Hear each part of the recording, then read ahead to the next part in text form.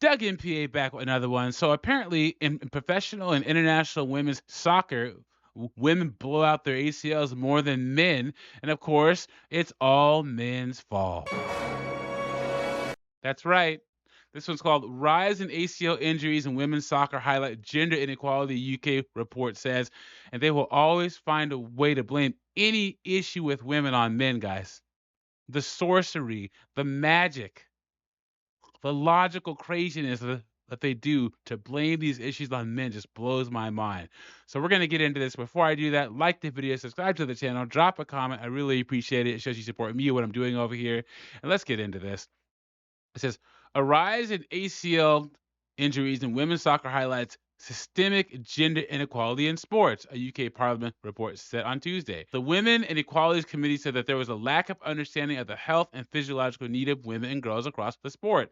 In its report, Health Barriers for Girls and Women in Sport, and their tax dollars pay for that garbage, guys. Jesus H. Christ. It cited a lack of footwear specifically designed for the needs of female soccer players as an area of concern and call on the government to assemble a task force to address the issue.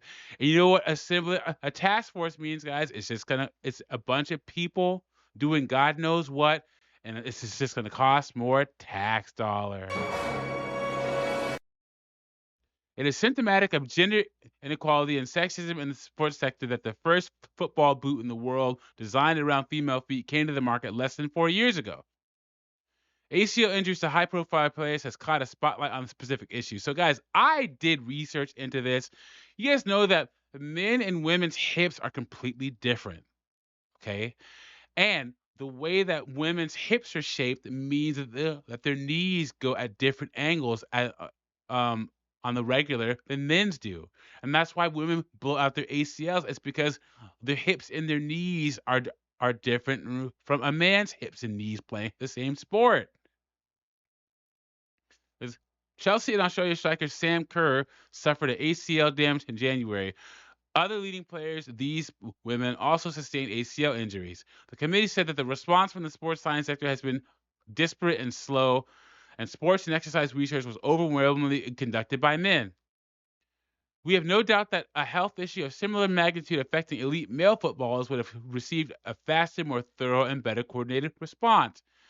In a report last year, World Players Union, this place, found increased demand in the women's game has seen a notable rise in injuries, including to the ACL. First off, what increased demand for the women's game? Second off, they're saying that because most of the gear was assigned for men, or most of the exercise size is conducted by men, that's the reason why women are blowing out their ACLs instead of the natural biology behind it. And that is crap. It is said players who competed and traveled more with their club and national teams were more susceptible to lower limb injuries. The report by the Women and Equalities Committee has highlighted concerns around sportswear and wants brands to be involved in a task force to help improve the physiological health of players. They already have men's shoes and women's shoes. What are they talking about? While female footballers in the UK have enjoyed great success at club and national level, they have done so wearing ill-fitted footwear. Few football boots designed for women are available, and those that do exist are rarely stocked and promoted by the UK's leading high street sports retailers. It's because men and women would rather watch men's soccer. There just aren't enough women to facilitate wholesale stocking of this gear. It's the same with that whole body inclusive campaign for the Gap and Old Navy and all these different retailers. You would have a size 0 up to a size 25. And guys, the problem with that is that they can only keep a certain amount of stock of a certain product in the store. So would you rather have a bunch of the average size that the average person's wear so you can sell a lot? Or you want to have some 24, 25 size for women when there's only a few women who are going to walk in and buy those clothes? And that's why Old Navy and the Gap pulled that back. It says the report said the issues go beyond professional level and call for schools to drastically improve teaching girls about physiology, including the menstrual cycle when it comes to sport and exercise. Gee, you mean you want to teach women that boys and girls are different and have different physiology and biology? Really? Can they even do that in 2024, guys? If you can't even answer what is a woman, how is this ever going to happen?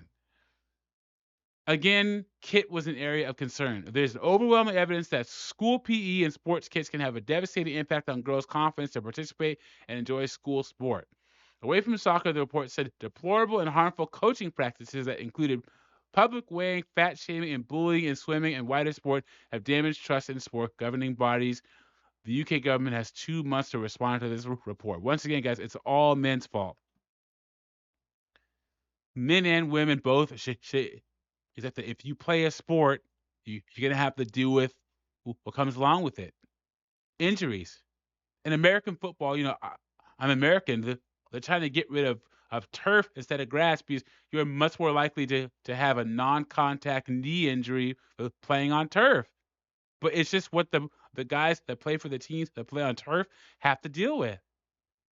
They always find a way to blame men, guys. Let me know what you think about this in the comments. Like the video, subscribe to the channel. I'll catch you on the next one.